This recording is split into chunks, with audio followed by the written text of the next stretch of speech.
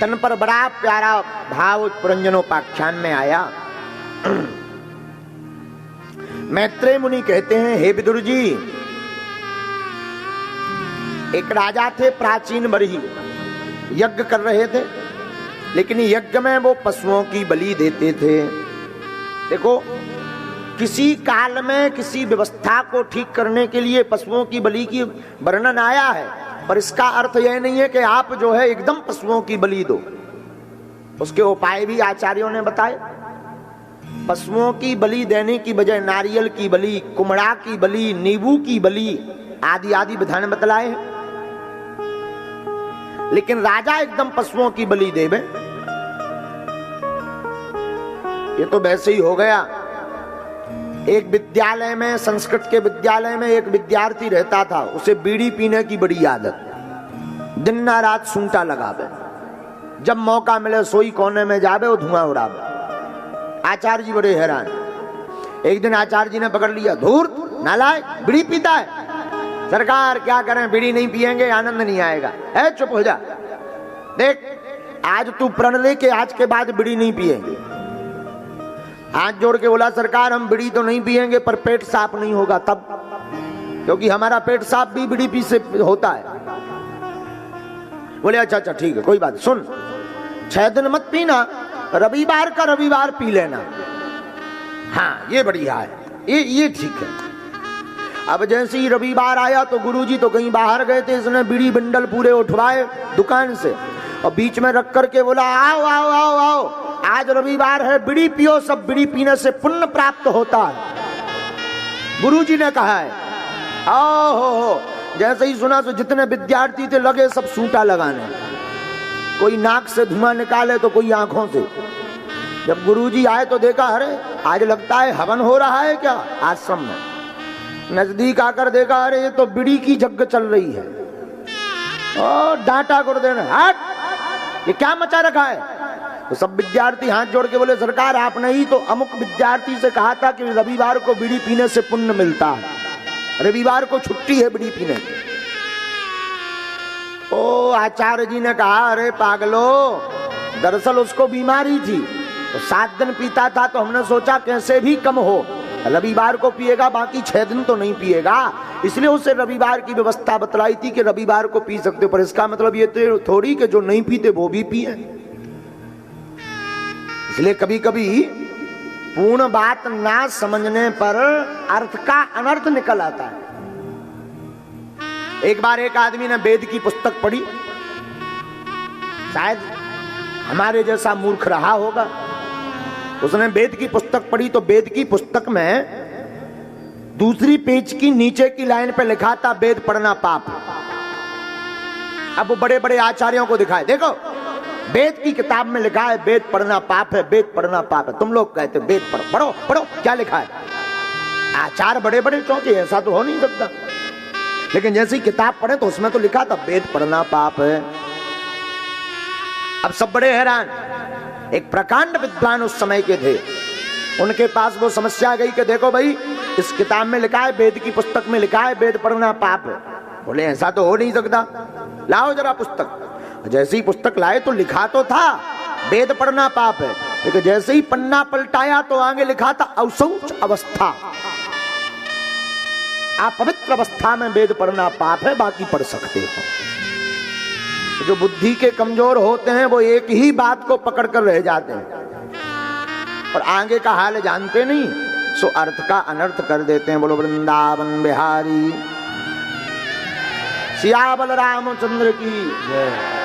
ऐसे ही एक बार कचौड़ी गली में हमारा चंगीलाल, हमारा चेला चंगीलाल कचौड़ी गली में गया, जोर जोर से आवाज लगाने लगा, 400 में जिंदगी भर बैठकर खाइए, 400 में जिंदगी भर बैठकर खाइए। उस कचौड़ी गली में बड़े बड़े आचार्य रहते थे, प्राकंड विद्वान, हमारे बड़े बड़े आचार्य। इन्होंने कहा ये पहली बार मौका मिला है कि 400 में जिंदगी भर बैठकर खाओ। बाहर निकले, 400 दिया, बताओ भाई कौन सी ऐसी पॉलिसी है। उसने कुर्सी निकाल के दे दी, बोले कुर्सी है, इस पर बैठकर जिंदगी भर पाइए। 400 की एक। भाई बोला भी उसने गलत नहीं, उसने बोला भी एकदम तर्क संगत बात। 400 में जिंदगी भर बैठकर खाइए। और कुर्सी बेच दी 400 रुपया की, 250 की कुर्सी 400 में बेच दी। बोले इस पर बैठो खाओ, भोजन तुम्हारा, कुर्सी हमारी, बैठने की व्यवस्था है। पूर्ण बात ना समझने का। देखो बुरा मत मानना, कई बार हम लोग देखा देखी के चक्कर में भी बर्बाद हो जाते हैं। हाँ, एक बार एक कथा व्यास को पेट में दर्द हुआ तो वो लोटा बांध के बैठ गए व्यास पीठ पर, पेट में लोटा बांध कर। तो दूसरे जो छोटे मोटे कथा व्यास थे वो भी सुनने आए, उन्होंने देखा वाह, लोटा बांधकर व्यास गद्दी पर बैठो तो कथा ज्यादा जमती है। तो दूसरी जगह जब उनकी कथा हुई तो वो डबल लोटा बांध कर बैठे। अब अर्थ तो उन्हें पता ही नहीं था।